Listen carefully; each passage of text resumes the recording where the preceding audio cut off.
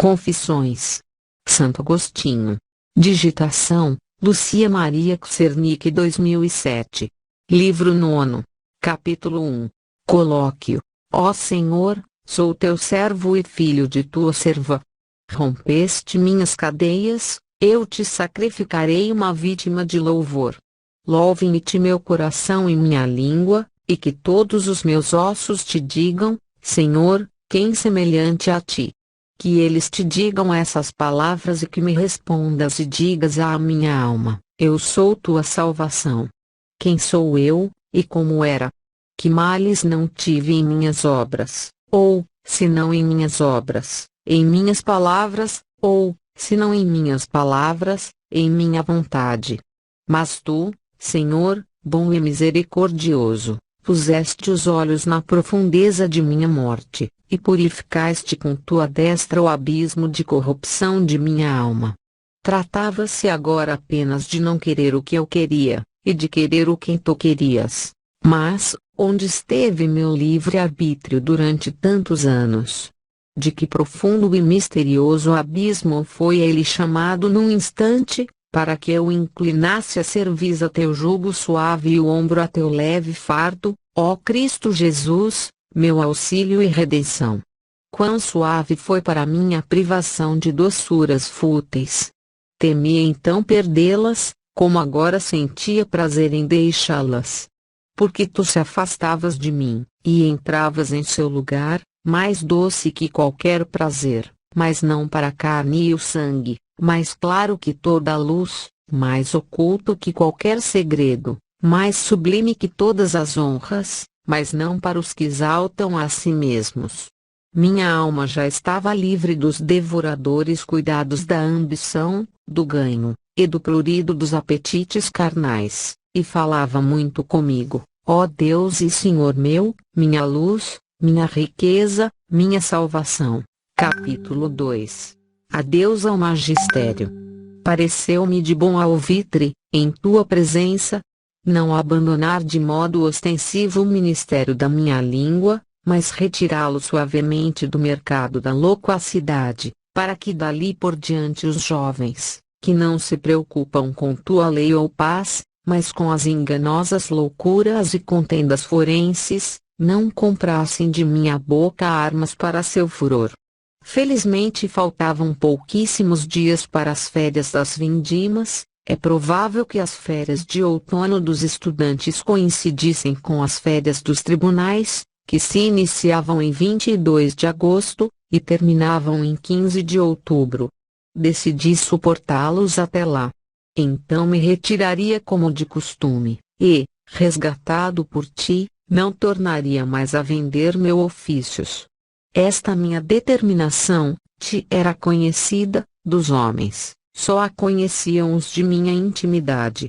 E, mesmo assim, tínhamos combinado de nada deixar transpirar.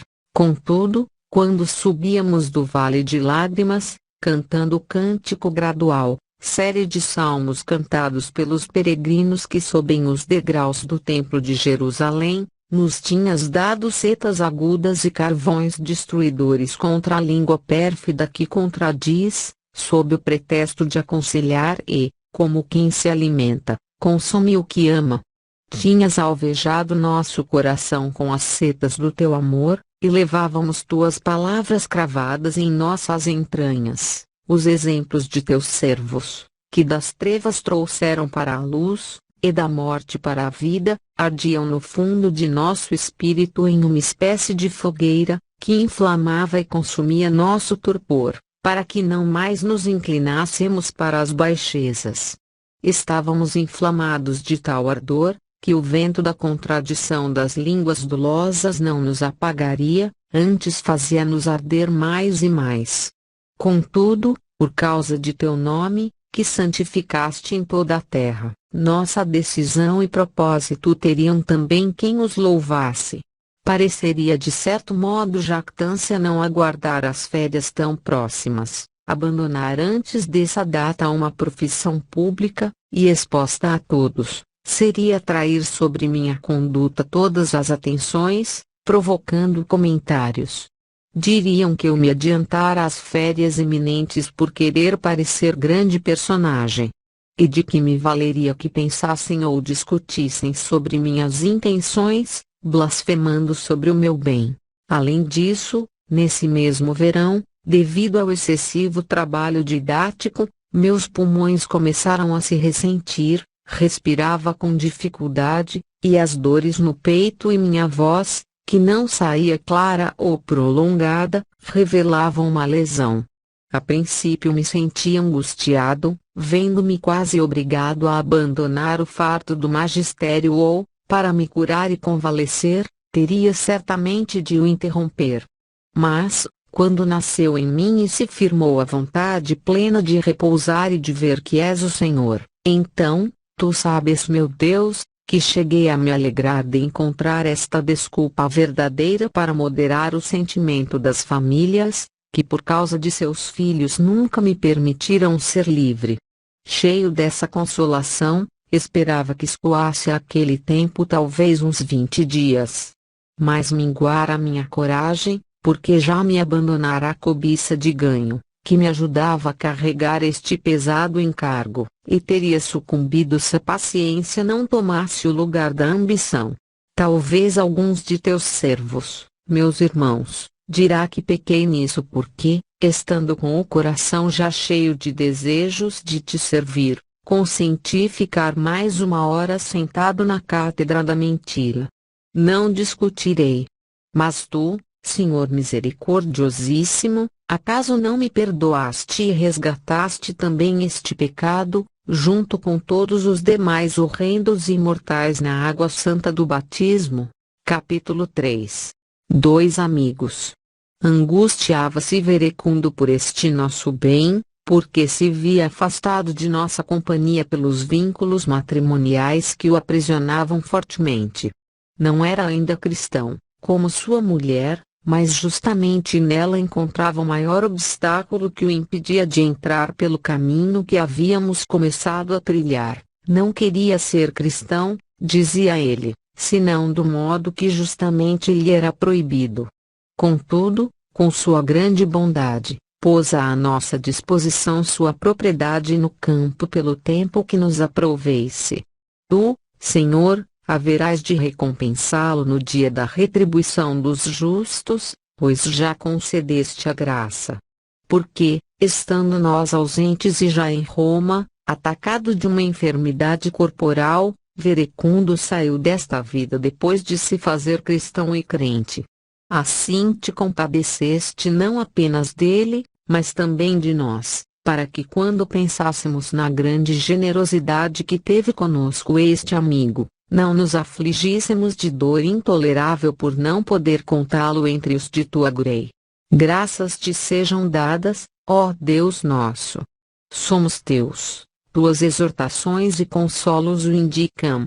Fiel cumpridor de tuas promessas, concedes a Verecundo a amenidade de teu paraíso sempre florido, por nos ter oferecido sua propriedade de Cassicíaco, na qual descansamos em ti das angústias do século, lhe perdoaste os pecados sobre a terra, na tua montanha, a montanha da abundância. Verecundo, como disse, angustiava-se, mas Nebrídio partilhava nossa alegria, porque, embora não sendo ainda cristão e houvesse caído no erro tão pernicioso de julgar que a carne verdadeira do teu filho fosse mera aparência, já começava a se desvencilhar e, sem ter ainda recebido os sacramentos da tua igreja, buscava ardentemente a verdade. Não muito depois de nossa conversão e regeneração por teu batismo, fez-se por fim católico fiel. Servia-te na África junto aos seus, em castidade e continência perfeitas, toda sua família, sob sua influência, se fizera cristã. Libertaste-o então dos laços da carne, vivendo agora no seio de Abraão, seja qual for o significado dessa expressão. Ali vive meu Nebrídio, meu doce amigo que, de liberto, se tornou teu filho adotivo. Ali vive, pois, que outro lugar conviria a uma alma assim? Ali vive, nesse lugar sobre o qual indagava muitas coisas a mim, pobre homem ignorante. Já não aproxima seu ouvido da boca, mas aproxima sua boca espiritual de tua fonte, e bebe avidamente de tua sabedoria, numa felicidade sem fim. Mas não creio que se embriague a ponto de esquecer de mim, enquanto tu, Senhor, que és sua bebida, te lembras de nós. Essa era a nossa situação. Consolávamos o verecundo que, sem que a amizade fenecesse, andava desgostoso com nossa conversão, nós o exortávamos a se manter fiel à sua condição conjugal. Quanto a Nebrídio, esperávamos que nos seguisse, pois, facilmente poderia fazê-lo, e já estava a ponto de se decidir. Enfim, aqueles dias passaram, e me pareceram tantos e tão longos, tal era meu desejo de liberdade e descanso, para cantar do fundo do meu ser, a ti meu coração, procurei teu rosto, Senhor, hei de buscar. Capítulo 4. A doçura dos Salmos. Por fim, chegou o dia da libertação da profissão de retórico, da qual já me libertara em pensamento. Assim aconteceu. Livraste minha língua da tarefa de que havias livrado meu coração. Eu te bendizia contente, e parti com todos os meus, para a quinta de Verecundo. O que lá realizei nas letras, já a teu serviço, mas ainda com a respiração ofegante, como durante uma pausa da luta, e ainda respirando da soberba da erudição, é atestado pelos livros nos quais anotava meus debates com os meus amigos ou comigo mesmo em tua presença, refere-se aos seguintes livros, contra-acadêmicos, de Beata Vita, de Ordine e dos Solilóquios. Do que tratei com Nebrídio, então ausente, claramente o indicam minhas cartas. Mas quando encontrei tempo suficiente para dar testemunho de todos os grandes benefícios que me concedeste nessa época da vida, uma vez que tenho pressa de chegar a outros assuntos mais importantes.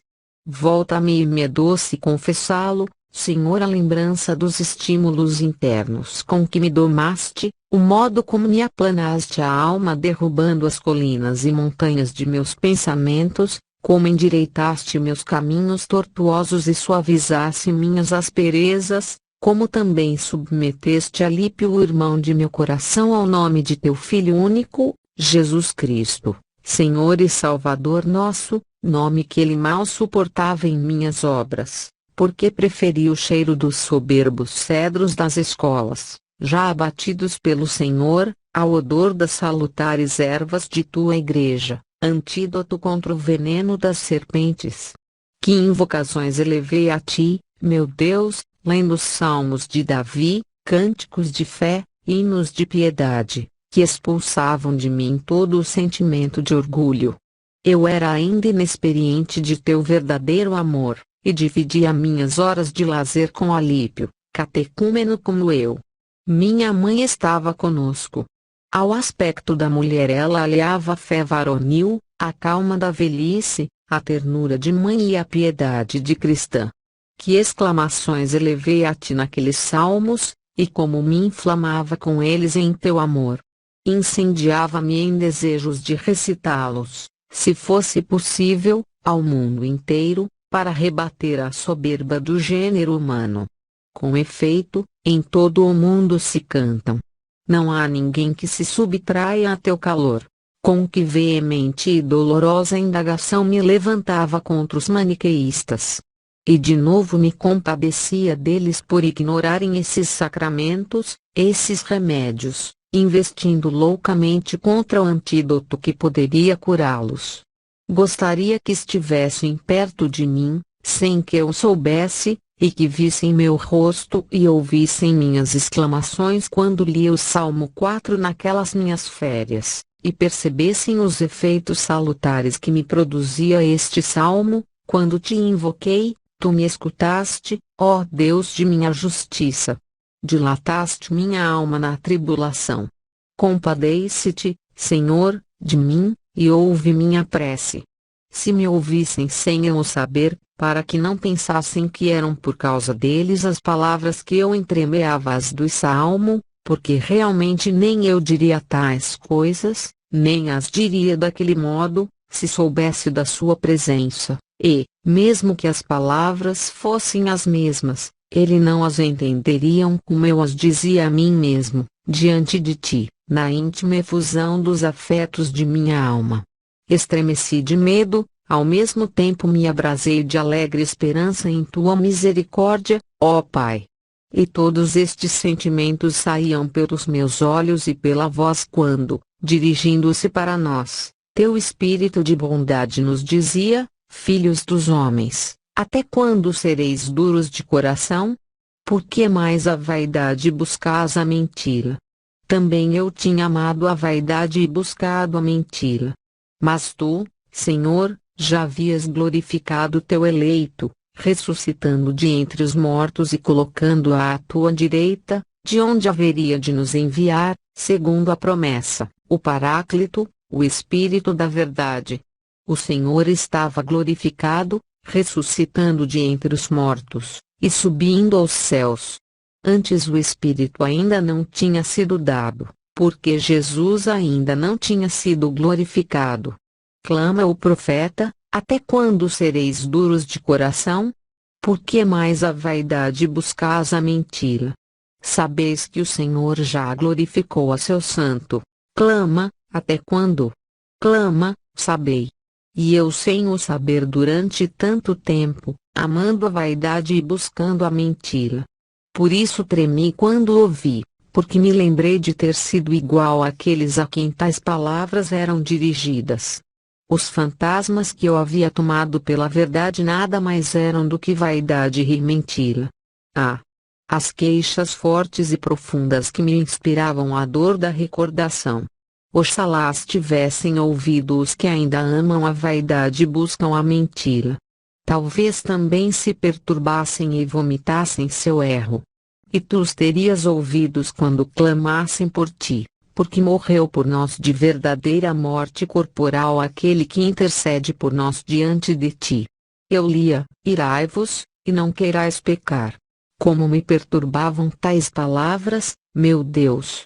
Já havia aprendido a mirar contra mim mesmo pelos meus crimes passados, para não pecar mais, e de uma cólera justa, porque não era uma natureza estranha, da raça das trevas, a que em mim pecava, como dizem os que não se indignam contra si, e acumulam contra si a ira para o dia da ira e da revelação de teu justo juízo. Meus bens já não eram exteriores, e eu já não os buscava à luz deste sol, com olhos carnais. Os que querem gozar externamente, facilmente se dissipam e derramam pelas coisas visíveis e temporais, lambendo com um pensamento faminto apenas as aparências. Oh! Se eles se esgotassem com a privação, e perguntassem: quem nos mostrará o bem? E que ouvissem nossa resposta: está gravada dentro de nós a luz de teu rosto, Senhor. Porque não somos nós a luz que ilumina todo homem, mas somos iluminados por ti, para que sejamos luz em ti, nós que outrora fomos trevas. Oh! Se eles vissem essa luz interior e eterna que eu havia visto, e como a havia saboreado, irritava-me por não poder mostrá-la. Se, pelos seus olhares dirigidos para fora, visse seu coração afastado de ti, me dissessem: quem nos mostrará o bem? Pois ali, onde me irritara contra mim mesmo, ali, no recôndito de meu coração onde, arrependido, eu havia sacrificado e imolado em mim o velho homem, onde, pondo em ti minha esperança, começara a meditar a renovação de mim mesmo, ali fizeste com que eu sentisse tua doçura, dando alegria a meu coração. E exclamava ao ler, fora de mim, essas palavras cuja verdade ecoava em mim, e não queria desdobrar-me pelos bens terrenos, devorando o tempo e sendo por ele devorado, porque possuía na eterna simplicidade outro trigo, outro vinho e outro azeite. E subia, no versículo seguinte, um profundo clamor de meu coração: ó! Em paz. ó, em seu próprio ser. Mas, que disse? Dormirei e descansarei. Com efeito, quem nos há de resistir quando se cumprir a palavra que está escrita, a morte foi devorada pela vitória. Tu és esse mesmo ser, e não mudas, e em ti está o repouso que faz esquecer todos os sofrimentos. Porque ninguém pode ser comparado a ti e nem vale pensar em adquirir outras coisas que não sejam o que tu és, mas tu, Senhor, singularmente me firmaste na esperança. Eu lia isto, e me inflamava. Não sabia que fazer com aqueles surdos, de quem eu fora peste, um cão raivoso e cego que ladrava contra a Bíblia, dulcificada por seu mel celestial e iluminada por tua luz. E me consumia de dor por causa dos inimigos de tuas escrituras. Quando poderei recordar tudo o que aconteceu naqueles dias de descanso? Mas não esqueci, nem quero silenciar, a aspereza de um açoite que usaste em mim, e a admirável presteza de tua misericórdia. Atormentavas-me então com uma dor de dentes, que se agravara a tal ponto de me impedir até de falar. Ocorreu-me ao pensamento pedir a todos os amigos, que rogassem por mim, ó Deus da salvação. Escrevi meu pedido numa tabuleta encerada, e lhe dei para que o lessem. Apenas dobramos os joelhos com suplicante afeto, logo a dor desapareceu. E que dor! E como desapareceu! Enchi-me de espanto, eu o confesso, meu Deus e Senhor. Nunca, desde minha infância, havia experimentado coisa semelhante. No fundo de meu coração penetrou o sinal da tua vontade e, alegre na fé, louvei teu nome. Contudo, esta fé não me deixava viver tranquilo quanto a meus pecados passados, que ainda não me haviam sido perdoados por teu batismo. Capítulo 5. O conselho de Ambrósio.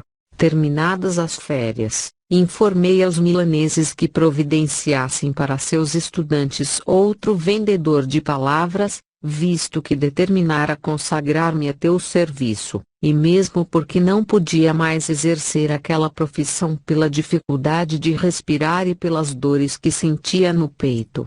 Também comuniquei por escrito a teu bispo e santo bispo Ambrósio, os meus antigos erros, minha intenção atual, para que me indicasse o que deveria ler de preferência em tuas escrituras, a fim de me preparar e dispor melhor para receber tão grande graça.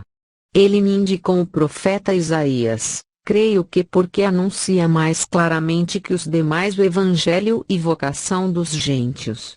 Contudo, nada tendo compreendido na primeira leitura, e julgando que toda a obra era assim, decidi voltar a ela quando estivesse mais familiarizado com a palavra do Senhor. Capítulo 6. Batismo de Agostinho. Seu filho Adeodato. Chegado o tempo em que convinha nos inscrever para receber o batismo, deixamos o campo, e voltamos para Milão. Alípio também quis renascer em ti comigo, já revestido de humildade tão conforme a teus sacramentos. Era tão enérgico domador do seu corpo, que caminhava com os pés descalços, com insólita coragem, sobre o chão gelado da Itália. Juntamos também a nós o jovem Adeodato, filho carnal de meu pecado, a quem dotaste de grandes qualidades. Tinha cerca de 15 anos, mas por seu talento ultrapassava já muitos homens maduros e idolatos. Confesso-te que eram dons teus, meu Senhor e meu Deus, Criador de todas as coisas, tão poderoso para corrigir nossas deformidades, pois este menino nada havia de meu, senão meu pecado. Se o criei em tua disciplina, foste tu, e mais ninguém, quem no-lo inspirou. Sim, confesso que eram dons teus. Há um livro meu que se intitula O Mestre, no qual Adeodato dialoga comigo. Tu sabes que todos os pensamentos ali manifestados são dele quando tinha 16 anos. Muitas outras qualidades maravilhosas notei ainda nele, admirado por sua inteligência. Mas quem, além de ti, poderia ser o autor dessas maravilhas? cedo o arrebataste desta terra, e a lembrança dele se torna mais tranquila, nada mais tendo a temer por sua infância, por sua adolescência ou por toda a sua vida adulta. Associamo-lo a nós como irmão na graça, para educá-lo em tua lei. Fomos batizados, e os remorsos de nossa vida passada se afastaram de nós. Naqueles dias eu não me fartava de considerar a grandeza de teus desígnios para a salvação do gênero humano, pela inefável doçura que sentia. Quanto chorei ao ouvir, profundamente comovido, teus hinos e cânticos que ressoavam suavemente em tua igreja. Penetravam aquelas vozes em meus ouvidos, e destilavam a verdade em meu coração. Acendias em mim um afeto piedoso, corria-me lágrimas dos olhos, e o pranto me consolava. Capítulo 7. O canto dos fiéis. Os corpos de São Gervásio e o de São Protásio. Não havia muito tempo que a Igreja de Milão começara a adotar essa prática consoladora e edificante do canto, com grande regozijo dos fiéis, que uniam em uma só coro as vozes e o coração. Havia um ano, ou pouco mais, que Justina, mãe do imperador Valentiniano, ainda menor, seduzida pelos arianos, perseguia, por causa de sua heresia, teu servo Ambrósio. O povo fiel passava as noites na igreja, disposto a morrer com seu bispo. Nesse meio estava minha mãe, tua serva, uma das primeiras no zelo dessas inquietações e vigílias, não vivendo senão de orações. Nós, a pensar de ainda frios, sem o calor de teu espírito, nos sentíamos comovidos pela perturbação e consternação da cidade.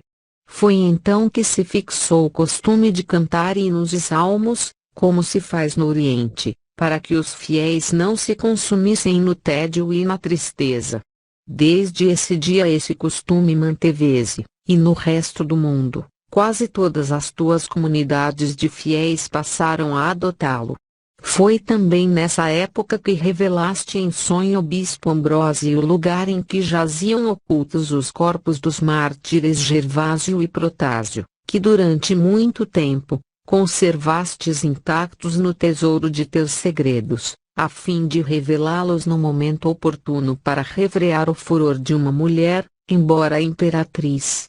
Com efeito, depois de descobertos e desenterrados, ao serem transladados com as honras convenientes para a Basílica Ambrosiana, alguns possessos, atormentados pelos espíritos imundos, foram curados, conforme confissão dos próprios demônios.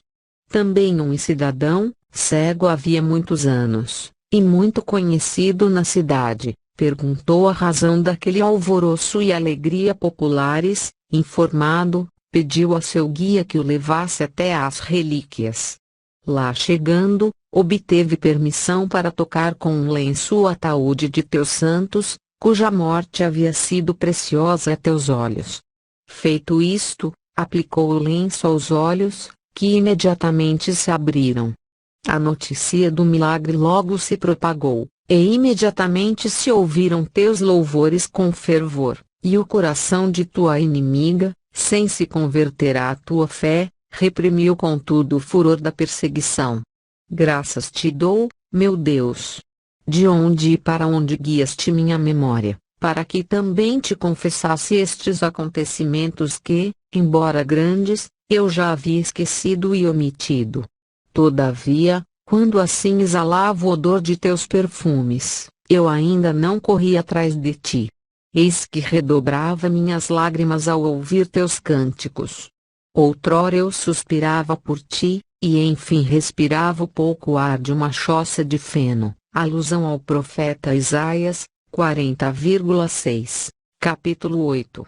Mônica, tu, que fazes morar na mesma casa os que têm coração unânime, trouxeste para junto de nós Evódio, jovem de nosso município que, militando como agente de negócios do imperador, se convertera e recebera o batismo antes de nós, abandonara a milícia do século, alistando-se na tua. Estávamos juntos, e juntos pensávamos viver nosso santo propósito. Buscávamos um lugar onde nos pudéssemos instalar mais comodamente para te servir e juntos rumávamos para a África quando, chegando a Hóstia, na foz do Tibre, faleceu minha mãe. Muitas coisas passo em silêncio, porque tenho pressa. Recebe minhas confissões e ações de graças, meu Deus, pelas inúmeras bondades que não menciono aqui. Mas não quero calar o que brota de minha alma a respeito desta tua serva, que me gerou na carne para a luz temporal, e no coração para a luz eterna. Não referirei suas qualidades, nem a si mesma se havia educado. Foste tu quem a educaste, nem seu pai, nem sua mãe sabiam o que viriam a ser aquela quem geraram. A disciplina de teu Cristo, a doutrina de teu Filho único educaram-na em teu temor em uma família fiel, digno membro de tua igreja. Nem ela mesma enaltecia o zelo da mãe em educá-la, quanto de uma velha serva, que carregara seu pai quando menino, como hoje as meninas maiores costumam carregar as crianças, às costas. Estas recordações, sua idade avançada e hábitos exemplares lhe asseguravam naquela casa cristã o respeito de seus amos. Ela própria cuidava solicitamente das meninas que lhe haviam sido confiadas, ora repreendendo-as quando fosse o caso, com santa e enérgica severidade, ora instruindo-as com discreta prudência. Afora do horário em que tomavam uma sóbria refeição à mesa de seus pais, ainda que tivessem muita sede, nem água permitia que elas bebessem, precavendo com isso um mau costume. E acrescentava este sábio aviso: agora bebeis água, porque não tendes como beber vinho, mas quando estiverdes casadas, donas da despensa e da adega, deixareis a água, mas continuará o hábito de beber. E unindo assim o conselho à autoridade, refreava os apetites daquela tenra idade, e acostumava aquelas jovens à temperança, para que não tivesse desejo do que não lhes convinha. No entanto, como tua serva me contou a mim, seu filho insinuou-se nela certo gosto pelo vinho. Julgando a menina sóbria, seus pais escolheram, como era costume, para tirar o vinho do tonel. Mergulhava a caneca pela parte superior do recipiente e, antes de passar o vinho para a garrafa, sorvia com a ponta dos lábios um pouquinho. Era-lhe impossível beber mais, porque o vinho lhe repugnava. Não fazia isto movida pela inclinação à embriaguez, mas pela exuberância juvenil, que se manifestava em movimentos, em brincadeiras, e que na meninice costumam ser reprimidos pela autoridade severa dos mais velhos. Mas, acrescentando todos os dias uns goles àqueles goles, pois quem descuida das coisas pequenas pouco a pouco cai nas maiores, acostumou-se a esvaziar avidamente copos quase cheios de vinho puro. Onde estava então a prudente anciã, e sua severa proibição? Mas que remédio curaria um mal oculto se tua medicina, Senhor, não velasse sobre nós? Na ausência do Pai, da Mãe e das amas, estavas lá tu que nos criaste, que nos chamas, e que por meio dos que nos educam fazes o bem para a salvação das almas. Que fizeste então, meu Deus? Como a socorreste? Como a curaste? Fizeste sair de outra pessoa, segundo tuas secretas providências, um sarcasmo duro e pungente como ferro medicinal, para curar de um só golpe aquela gangrena. A criada que costumava acompanhá-la à adega, discutindo com sua jovem senhora, como às vezes acontece, estando as duas a sós, lançou-lhe em rosto sua intemperança, chamando-a insultuosamente de bêbada. Ferida por esse sarcasmo, a jovem reconheceu a fealdade daquele hábito, reprovou-o, e no mesmo instante o abandonou. Assim como muitas vezes as lisonjas dos amigos nos pervertem, assim os insultos dos inimigos nos corrigem. Mas não é o bem que nos fazem por seu intermédio que retribuís, mas a intenção com que o fazem.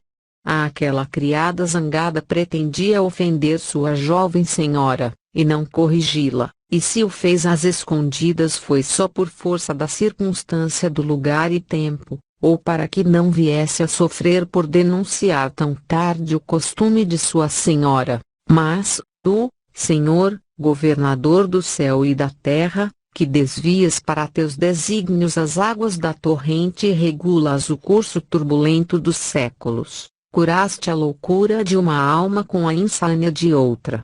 Por isso ninguém, ao considerar o caso, atribuía a seu poder pessoal o mérito de ter corrigido com suas palavras a alguém cuja emenda deseja conseguir.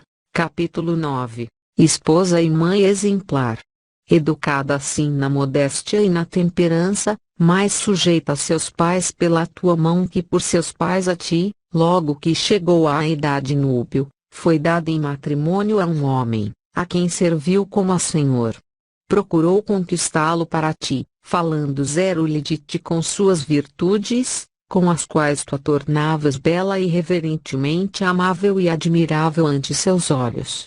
Suportou suas infidelidades conjugais com tanta paciência, que jamais teve com ele a menor briga por isso, pois esperava que tua misericórdia viria sobre ele, e que lhe trouxesse, com a fé, a castidade. Seu marido, se de um lado era sumamente afetuoso, por outro era extremamente colérico, mas ela tinha o cuidado de não contrariá-lo nem com ações, nem com palavras, se o visse irado. Logo que o via calmo e sossegado, oportunamente, mostrava-lhe o que havia feito, se por acaso se tivesse irritado desmedidamente. Muitas senhoras, embora tendo maridos mais calmos, traziam no rosto as marcas das pancadas que as desfiguravam. Conversando entre amigas, lamentavam a conduta dos maridos. Minha mãe reprovava-lhes a língua e, como por gracejo, lembrava-lhes que, desde a leitura do contrato matrimonial, deviam considerá-lo como documento que as tornava servas, e portanto proibia-lhes de serem altivas com seus senhores. Essas senhoras, que conheciam o mau gênio de seu marido, admiravam-se de que jamais ninguém tivesse ouvido ou percebido qualquer indício que Patrício maltratasse a mulher, nem sequer que algum dia tivessem brigado por questões domésticas. E como lhe pedissem confidencialmente a razão disso, minha mãe expunha-lhes seu agir habitual, como acima mencionei. Algumas, após experimentar, punham-no em prática e davam-lhe graças. As que não a imitavam continuavam a sofrer humilhações e violências. Sua sogra, a princípio irritara-se contra ela por causa dos mexericos de criadas malévolas. Mas conseguiu conquistá-la com respeito, contínua tolerância e mansidão, que ela mesma, espontaneamente, denunciou ao filho as línguas intrigantes das criadas, que perturbavam a paz doméstica entre ela e a nora, e pediu que as castigasse. Ele, em obediência à mãe, para manter a disciplina familiar e a harmonia entre os seus, mandou açoitar as acusadas, segundo a vontade da acusante, e esta prometeu-lhes ainda que esse era o prêmio que devia esperar quem, querendo agradá-la, lhe dissesse mal da nora. E ninguém mais se atreveu a fazê-lo, e viveram as duas em doce e memorável harmonia. A esta tua boa serva, em cujo seio me criaste, ó meu Deus, minha misericórdia, dotaste de outra grande virtude, a de intervir como pacificadora, sempre que podia, nas discórdias e querelas. Daquilo que ouvia de queixas amargas, vomitadas com animosidade ressentida, quando na presença de um amigo os ódios mal digeridos se desafogam em amargas confidências a respeito de uma amiga ausente, ela nada referia uma à outra, senão o que poderia servir para a reconciliação. Este dom me pareceria de pouca monta se uma triste experiência não me houvesse mostrado grande número de pessoas por não sei que horrível contagio de pecados, espalhados por toda parte que não só revelam as palavras pesadas de inimigos irados, mas que ainda acrescentam coisas que não foram ditas. Quem fosse realmente humano, deveria ter em pouca conta ou não excitar nem fomentar as inimizades dos homens, e melhor ainda procurar extingui-las com boas palavras. Assim era minha mãe, ensinada por ti, mestre interior, na escola de seu coração. Por fim, conquistou para ti o seu marido, já no fim da vida, não tendo que lamentar no cristão o que havia tolerado no infiel. Ela era verdadeiramente a serva de teus servos, e todos os que a conheciam te louvavam, honravam, te amavam em sua pessoa, porque percebiam tua presença em seu coração, confirmada pelos frutos de uma vida santa. Havia sido mulher de um só homem, cumprira sua dívida de gratidão com os pais, governara sua casa piedosamente e dava testemunho com suas boas obras. Educara os filhos, dando-os à luz tantas vezes quantas os via apartarem-se de ti. E de nós, que nos chamamos teus servos por liberalidade tua, nós que vivemos em comum na graça de teu batismo, antes de adormecer em tua paz, ela cuidou de nós como se todos fôssemos seus filhos, e de tal modo nos serviu como se fosse filha de cada um de nós. Capítulo 10. O êxtase de Hóstia. Estando já próximo o dia em que teria de partir desta vida que tu, Senhor, conhecias, e nós ignorávamos, sucedeu, creio, por disposição de teus ocultos desígnios, que nos encontrássemos sós, eu e ela, apoiados em uma janela que dava para o jardim interior da casa em que morávamos. Era em Hóstia, sobre a foz do Tibre, onde, longe da multidão, depois do cansaço de uma longa viagem, recobrávamos forças para a travessia do mar. Ali, sozinhos, conversávamos com grande doçura, esquecendo o passado, ocupados apenas no futuro, indagávamos juntos, na presença da verdade, que és tu, qual seria a vida eterna dos santos, que nem os olhos viram, nem os ouvidos ouviram, nem o coração do homem pode conceber. Abríamos ansiosos os lábios de nosso coração ao jorro celeste de tua fonte, da fonte da vida que está em ti, para que, banhados por ela, pudéssemos de algum modo meditar sobre coisa tão transcendente. Nossa conversa chegou à conclusão que nenhum prazer dos sentidos carnais, por maior que seja, e por mais brilhante e maior que seja a luz material que o cerca, não parece digno de ser comparado à felicidade daquela vida em ti. Elevando nosso sentimento para mais alto, mais ardentemente em direção ao próprio ser, percorremos uma a uma todas as coisas corporais, até o próprio céu, de onde o sol, a luz e as estrelas iluminam a terra. E subimos ainda mais em espírito, meditando, celebrando e admirando tuas obras, e chegamos até o íntimo de nossas almas.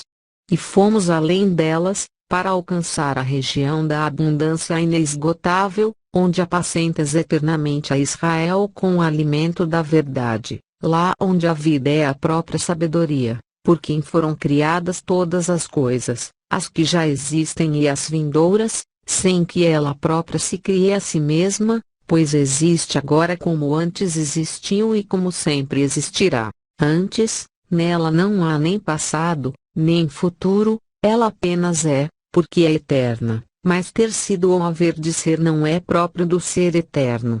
E enquanto assim falávamos dessa sabedoria e por ela suspirávamos, chegamos a tocá-la momentaneamente com supremo ímpeto de nosso coração, e, suspirando, deixando ali atadas as primícias de nosso espírito, e voltamos ao ruído vazio de nossos lábios, onde nasce e morre a palavra humana, em nada semelhante a teu verbo, Senhor nosso, que subsiste em si sem envelhecer, renovando todas as coisas.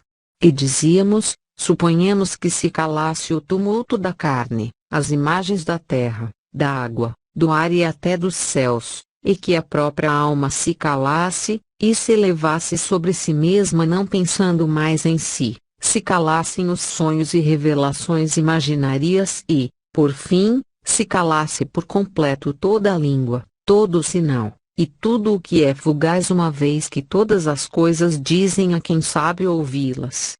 Não fizemos a nós mesmas, fez-nos o que permanece eternamente se, dito isto, todas se calassem, atentas a seu Criador, e se só ele falasse, não por suas obras, mas por si mesmo, de modo que ouvíssemos sua palavra, não por uma língua material, nem pela voz de um anjo, nem pelo ruído do trovão, nem por parábolas enigmáticas, mas o ouvíssemos a ele mesmo, a quem amamos nas suas criaturas, mas sem o intermédio delas, como agora acabamos de experimentar, atingindo em um relance a eterna sabedoria, que permanece imutável sobre toda a realidade, e supondo que essa visão se prolongasse, que todas as outras visões cessassem, e unicamente esta arrebatasse a alma de seu contemplador, e absorvesse e abismasse em íntimas delícias, de modo que a vida eterna seja semelhante a este momento de intuição que nos fez suspirar, não seria isto a realização do entrar em gozo de teu Senhor? Mas quando se dará isto? Por acaso quando todos ressuscitarmos? Mas então não seremos todos transformados? Tais coisas dizíamos, embora não deste modo, nem com estas palavras. Mas tu sabes, Senhor, que naquele dia, à medida que falávamos dessas coisas, quanto nos parecia vil este mundo, com todos os seus deleites, disse-me minha mãe: filho, quanto a mim, já nada me atrai nesta vida. Não sei o que faço ainda aqui, nem porque ainda estou aqui, se já se desvaneceram para mim todas as esperanças do mundo. Uma só coisa me fazia desejar viver um pouco mais, e era ver-te católico antes de morrer. Deus me concedeu esta graça superabundantemente, pois te vejo desprezar a felicidade terrena para servi-lo. Que faço, pois, aqui? Capítulo 11. A morte de Mônica. Não me lembro bem o que respondi a tais palavras. Mas cerca de 5 dias mais tarde, ou pouco mais, caiu de cama, com febre. Durante a doença, teve um dia um desmaio, ficando por pouco tempo sem sentidos e sem reconhecer os presentes. Acudimos de imediato, e logo voltou a si. Vendo-nos a seu lado, a mim e a meu irmão, chamava-se Navígio, e era o mais velho dos irmãos, perguntou-nos, como quem procura algo, onde estava eu. Depois, vendo-nos atônitos de tristeza, nos disse: sepultareis aqui a vossa mãe. Eu me calava, retendo as lágrimas, mas meu irmão disse umas palavras em que desejava vê-la morrer na pátria e não em terras distantes. Ao ouvi-lo, minha mãe repreendeu-o com o olhar, e aflita por ter pensado em tais coisas, depois, olhando para mim, disse: vê o que ele diz, e depois para ambos: sepultem este corpo em qualquer lugar, e não se preocupem mais com ele. Peço apenas que se lembrem de mim diante do altar do Senhor, onde quer que estejam. E tendo-nos exposto seu pensamento com as palavras que pôde, calou-se, sua moléstia agravou-se e suas dores aumentaram. Mas eu, ó Deus invisível, meditando nos dons que infundes no coração de teus fiéis, e nas admiráveis colheitas que deles brotam, alegrava-me e te dava graças. Lembrava-me do grande cuidado que sempre demonstrará acerca de sua sepultura, adquirida e preparada junto ao corpo do marido. Tendo vivido com ele na maior concórdia, assim também queria a visão própria da alma humana incapaz das coisas divinas ter a felicidade de que os homens recordassem que, depois de sua viagem para além-mar, lhe fora concedida a graça de a mesma terra cobrir o pó de ambos os cônjuges. Quando esta vaidade havia deixado de existir em seu coração, pela plenitude de tua bondade, eu não o sabia, mas alegrava-me com admiração ao ouvi-la falar assim. No entanto, naquela conversa à janela, quando me disse: que faço eu aqui? Já estava patente que não mais desejava morrer na pátria. Soube também depois que em Ostia, estando eu ausente, falou certo dia com alguns amigos meus, com maternal confiança, sobre o desprezo desta vida e o benefício da morte. Eles, maravilhados da coragem dessa mulher dádiva tua, perguntaram-lhe se não temia deixar o corpo tão longe da pátria. Nada está longe para Deus, disse ela, nem preciso temer que Ele ignore, no fim dos tempos, o lugar onde me ressuscitará.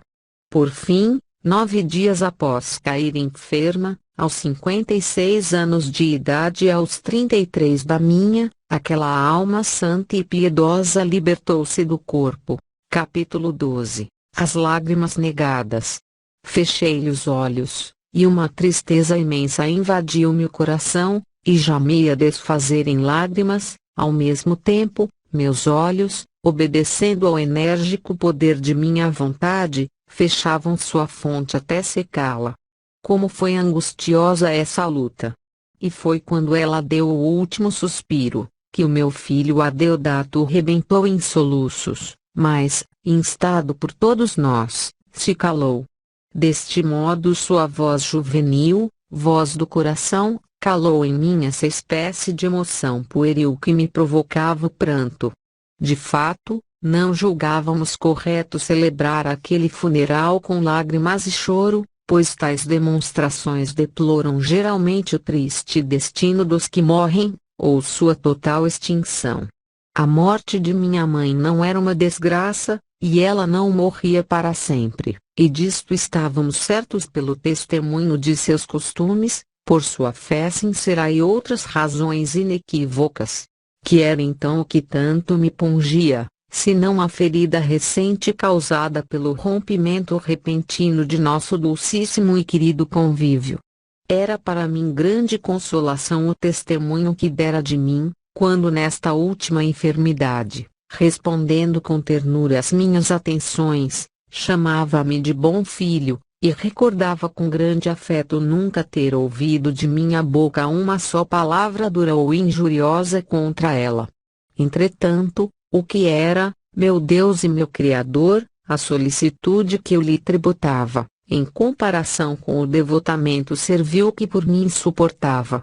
Por me ver privado de tão grande consolo, sentia a alma ferida em minha vida, que era uma só com sua, estava despedaçada. Reprimido o pranto do Adeodato, Evódio tomou o saltério e começou a cantar um salmo, ao que todos respondíamos: misericórdia e justiça te cantarei, Senhor. Conhecia a notícia de sua morte, acorreram muitos irmãos e mulheres piedosas e, enquanto os encarregados dos funerais faziam seu ofício conforme o hábito, retirei-me para um lugar conveniente, junto com os amigos que julgavam oportuno não me deixar só. Falava sobre assuntos próprios das circunstâncias, e com o lenitivo da verdade mitigava meu sofrimento, só conhecido por ti. Eles o ignoravam e me ouviam atentamente, julgando que não sofria nenhuma dor. Mas eu, pertinho de teus ouvidos, onde ninguém me podia escutar, censurava a minha sensibilidade e fraqueza e reprimia a onda de tristeza que me invadia. Esta cedia por uns instantes, e novamente me arrastava com seu ímpeto, embora não chegasse a derramar lágrimas ou a alterar a face. Somente eu sabia quão oprimido estava meu coração. E como me desgostava profundamente que as vicissitudes humanas tivessem tanto poder sobre mim, que são inelutáveis pela ordem natural e a sorte de nossa condição. Minha própria dor causava-me outra dor, e me afligia com dupla tristeza. Quando o corpo foi levado à sepultura, fui e voltei sem derramar uma lágrima. Nem mesmo nas orações que te fizemos, quando oferecemos o sacrifício de nossa redenção por intenção da morta, cujo cadáver jazia junto ao sepulcro antes de ser inumado, como ali é costume, nem mesmo nessas orações, chorei. Mas durante todo o dia andei oprimido por grande tristeza interior, pedia-te como podia, com a mente perturbada, que aliviasses minha dor. Mas não me atendias, sem dúvida para que fixasse, bem na memória, ao menos por esta única experiência, como são poderosos os laços do costume, mesmo em uma alma que já não se alimentava de palavras enganadoras. Lembrei então a ir aos banhos, por ter ouvido dizer que a palavra banho, baunio, em latim, vinha dos gregos, que o chamaram balaneion, tirar fora a ania, porque o banho aliviava as tristezas da alma.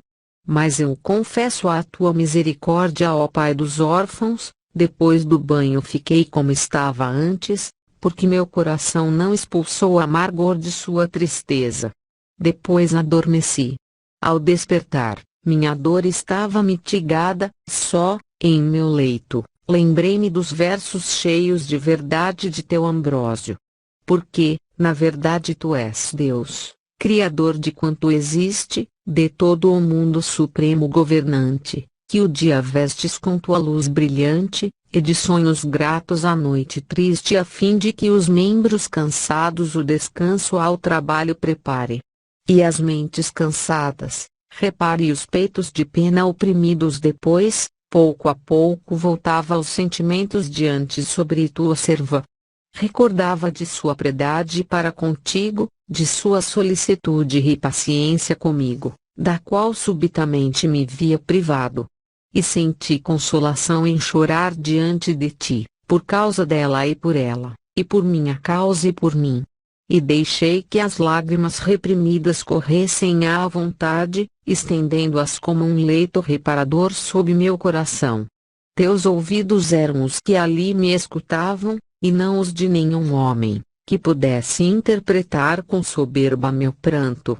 E agora, Senhor, tu confesso nestas linhas, leia-o quem quiser, interprete-o como quiser. E se alguém julgar que pequei nessas lágrimas, que derramei sobre minha mãe por alguns instantes, por minha mãe então morta a meus olhos, ela que me havia chorado tantos anos para que eu vivesse aos teus olhos, não se ria. Antes, é grande sua caridade, chore por meus pecados diante de ti, Pai de todos os irmãos de teu Cristo. Capítulo 13. Preces pela mãe morta. Agora, com a ferida do meu coração já sanada, na qual se podia censurar um afeto muito carnal, derramo diante de ti, meu Deus, por tua serva, outra espécie de lágrimas, bem diferentes, aquelas que brotam do espírito comovido à vista dos perigos que corre toda a alma que morre em Adão.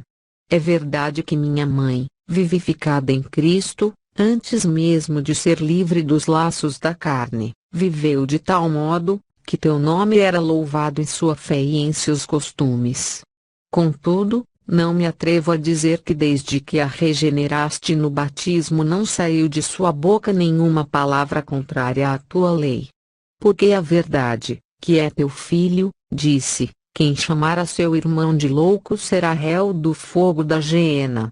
Aí da vida dos homens, por mais louvável que seja, se tu a julgares sem a tua misericórdia. Mas porque não examinas nossos pecados com rigor, confiadamente esperamos tomar lugar a teu lado. Quem enumera diante de ti seus próprios méritos, que mais expõe senão teus dons? Ó! Se os homens se reconhecessem como homens! Se quem se glorificasse no Senhor!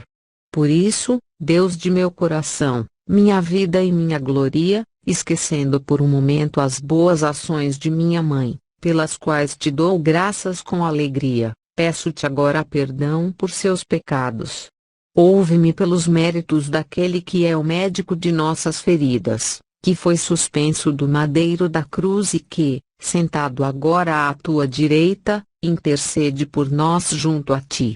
Eu sei que ela sempre agiu com misericórdia, e que perdoou de coração todas as faltas contra ela cometidas, perdoa-lhe também suas dívidas, se algumas contraiu em tantos anos que se seguiram ao batismo. Perdoa-lhe, Senhor, perdoa-lhe, te suplico, e não entres em juízo com ela. Triunfe a misericórdia sobre a justiça, pois as tuas são palavras de verdade, e prometeste misericórdia aos misericordiosos. Se alguém o foi, deve-o à tua graça, tu que tens compaixão de quem te apraz, e usas de misericórdia com quem queres ser misericordioso. Creio que já fizeste o que te suplico, mas desejo, Senhor, que acolhas os desejos de minha boca. Estando iminente o dia de sua morte, ela não desejou sepultar o corpo com grande pompa, ou que fosse embalsamado com preciosos aromas, nem desejou um rico monumento, nem se preocupou em tê-lo na pátria. Nada disto nos pediu, mas desejou apenas que nos lembrássemos dela ante do teu altar, onde servira todos os dias de sua vida, sabendo que nele se oferece a vítima santa, com cujo sangue se destrói o libelo de nossa condenação, e pelo qual vencemos o inimigo que conta nossas faltas e procura com que nos acusar, nada achando naquele que é nossa vitória. Quem poderá devolver-lhe seu sangue inocente? Quem poderá restituir-lhe o preço pago por nosso resgate, para nos arrancar ao inimigo? A este mistério de nossa redenção ligou tua serva a sua alma com o vínculo da fé. Que ninguém a afaste de tua proteção. Que entre ela e ti não se interponha, nem pela força, nem pelo engano, o leão ou o dragão. Ela não responderá que nada deve, para não ser convencida e arrebatada pelo astuto acusador. Responderá que suas dívidas lhe foram perdoadas por aquele a quem ninguém pode restituir o que por nós pagou sem nada dever. Que ela repouse em paz com seu marido, antes e depois do qual não teve outro, a quem serviu, com uma paciência cujo fruto te oferecia, para o ganhar também para ti. Mas inspira, meu Senhor e meu Deus, inspira a teus servos, meus irmãos, a teus filhos, meus senhores, a quem sirvo de coração, com a palavra e com a pena, para que, ao lerem estas páginas, diante do teu altar lembrem de Mônica, tua serva, e de Patrício, outrora seu esposo, pelos quais me introduziste misteriosamente nesta vida. Que lembrem com piedoso afeto daqueles que foram meus pais nesta vida transitória, e meus irmãos em ti, ó Pai, na Igreja Católica, nossa Mãe, e meus concidadãos na eterna Jerusalém, pela qual suspira teu povo em sua peregrinação desde a saída até o regresso. Assim, graças às minhas confissões, o último desejo de Mônica será mais amplamente satisfeito com muitas orações do que só pelas minhas.